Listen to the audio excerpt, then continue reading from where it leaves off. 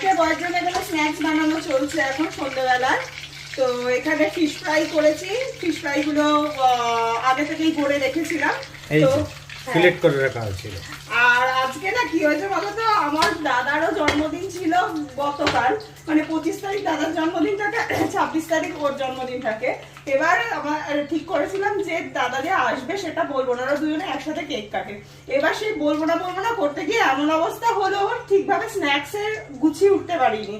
তো বাদ বাকি অর্ডার দিয়ে দিয়েছি। এখানে এগ পকোড়া, এটা আমি নতুন আজকে করলাম, আর এখানে হচ্ছে ফিশ ফ্রাই। আর সন্ধ্যাবেলার জন্য কি অর্ডার দেওয়া হলো জানো? চিকেন তন্দুর। চিকেন তন্দুর, আর সাথে থাকবে কি দিলে, নান আর মটন ভর্তা। মটন ভর্তা। ও মটন ভর্তা। তো চলো এরপর হবে কেক কাটা।